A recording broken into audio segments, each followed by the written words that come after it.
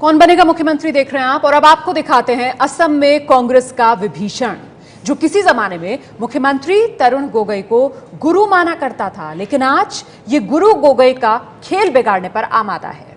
हम बात कर रहे हैं हेमंत बिस्व शर्मा की, जो बीजेपी के टिकट पर गुवाहाटी की जालुकाबाड़ी सीट से चुनावी मैदान में हैं। घर का भेदी लंका ढाए, ये कहावत असम में चुनाव बाद कांग्रेस के लिए कहीं सच साबित न हो जाए।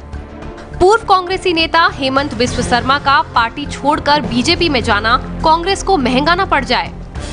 असम में बीजेपी का तुरुप का इक्का है हेमंत, जिसे बीजेपी ने चुनावी प्रचार की कमान सौंप रखी है।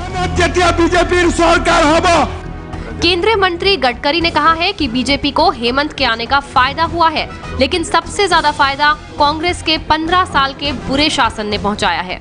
देखिए, सबके आने से फायदा हुआ है। मैं इतना बता दूं, हमारा सबसे फायदा कांग्रेस पार्टी ने किया है। 15 साल के मिसरूल ने, करप्ट रूल ने जनता के मन में जो आक्रोश और असंतोष पैदा किया है, और हमारा 2 साल के परफॉर्मेंस को देखते हुए उनको विश्वास है कि हम आसाम के तकदीर को और भविष्य को बदल सकते हैं। मिशन 84 के नारे के साथ चुनाव में उतरी बीजेपी ने मुख्य मुद्दा बांग्लादेशियों की अवैध घुसपैठ को बनाया है। हेमंत भी इसी मुद्दे पर हमला बोलकर कांग्रेस को और कमजोर करने की कोशिश में जुटे हैं। बीजेपी ये कोशिश करेगा कि हम लोग एक तरफ डेवलपमेंट लाओ और दो तरफ ये घुसपैठियों का खिलाफ हम लोग पूरा काम करें। वो लोग का खिलाफ हम लोग अपना स्ट्रेटेजी बनाएं और असम को भारतीय मूल का लोगों के लिए हमेशा के लिए सुरक्षित रखें। एक जमाने में हेमंत मुख्यमंत्री गोगोई की आंख का तारा हुआ करते थे। खुद मुख्यमंत्री बनने के लिए उतावले हेमंत ने परिवारवाद का आरोप लगाकर 2 साल पहले पार्टी छोड़ दी थी। 28 अगस्त 2015 को हेमंत औपचारिक रूप से बीजेपी में शामिल हो गए।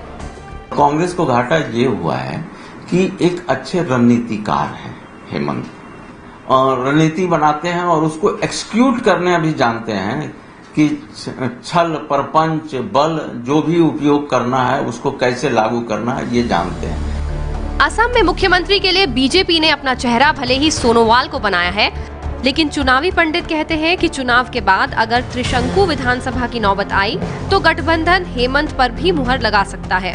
हेमंत पर प्रतिबंधित उग्रवादी संगठन उल्फा के लिए काम करने का आरोप और 3 मामलों में भ्रष्टाचार के गंभीर आरोप हैं। भारतीय जनता पार्टी ने जो हेमंत बिस्व शर्मा को उन्होंने ही भ्रष्टाचार का नायक बताया था, लेकिन वही व्यक्ति अगर भारतीय जनता पार्टी की गंगा में स्नान कर लेता है तो उसके सारे पाप धुल जाते हैं। जो परिवर्तन वाली बात कह रहे हैं, ये परिवर्तन लोग फील नहीं कर रहे हैं कि परिवर्तन किसके साथ, कांग्रेस से परिवर्तन, बीजेपी साथ में कौन बैठेगा, हेमंत। इसीलिए ओवरऑल बीजेपी को गेन नहीं हुआ है। आसाम की राजनीति में हेमंत बिस्व शर्मा को बड़े रणनीतिकार के तौर पर जाना जाता रहा है। सियासी जोड़ तोड़ में माहिर हेमंत कई बार कांग्रेस पार्टी के लिए संकट मोचन का काम कर चुके हैं। ऐसे में उनका बीजेपी में शामिल होना बीजेपी को कितना फायदा दिलाता है, ये तो चुनाव के बाद पता लगेगा, लेकिन कांग्रेस का तो नुकसान होना तय है।